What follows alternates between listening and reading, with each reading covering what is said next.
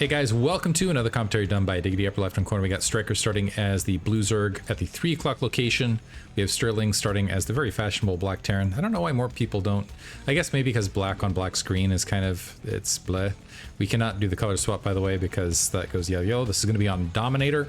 Stryker versus Sterling. I feel like Sterling has gotten opponents that were definitely in his range up to this point. My opinion is not that Stryker is within Sterling's range. I am expecting Stryker to be victorious here. If Sterling beats Stryker, I will be surprised though. And I will say Sterling, so let's actually walk that statement back now that I think about it. Sterling really threw a wrench in Machine's plans. I would say Stryker is definitely in better shape than Machine, but if Stryker goes for, but if Sterling goes for a similar build order that he went with against Stryker, I could see Stryker being thrown off. Because Stryker's definitely one of those guys that plays really, he plays very, very strict build orders. How do I put this? It's not to say he's not capable of adjusting or that he's not a creative player, but he's more of a by the book guy. And he's more of a, he knows the meta well, and he executes the meta extremely efficiently, if that makes any sense, versus playing, he's not a player who typically will have a huge amount of success playing off the cuff. By the way, it looks like we are seeing a Supply Depot barracks drop. Sterling many times will go mech. I would not be shocked to see him go mech versus Stryker. 11 half top left corner, by the way. And Overlord make its way bottom left. They do want to try to keep an eye on that gas timing, because that gas timing's been extremely rapid as of late from these guys. And I will say that this is kind of an era of a Zerg build that has become more predominant, which is kind of a pseudo crazy Zerg style where you still end up getting the wow, a 2-minute extractor. Holy cow. And spawning pool alongside. That is so fast. So definitely a 2-hatch opener, by the way, off of this here for Stryker. He's going to have extremely rapid mutalisks out in the field. Initial Marine being constructed in SCV, cycling its way out. Stryker is going to find his opponent's base, but I think that is a hole down at the bottom there that the drone can cycle through. Yeah, but the Marine will, that's probably going to be death to the drone because that Marine has now popped up, but he's going to be able to walk up and confirm that there is in fact gas here. Won't be in time to block the initial factory, but wow, with that Marine going as deep as it did, he should be able to extract that drone, actually. SCV's trying to get damage. Oh, that was close. And able to slip through otherwise. Tech delayer. The... one aspect of mech play is you are hoping for slower mutalisks. This is...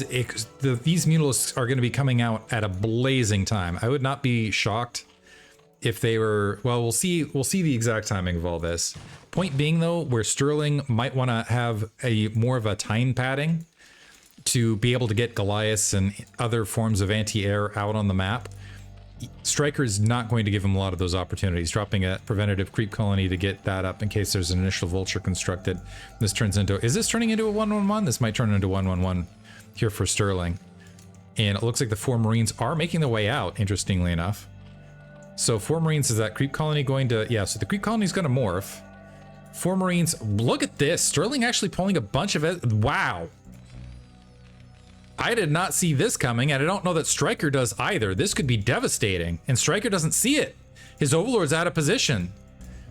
So this is going to be a massive attack. This might do it, actually. Holy cow. This is a brilliant timing, actually, from Sterling. All of the SCVs are flooding forward now.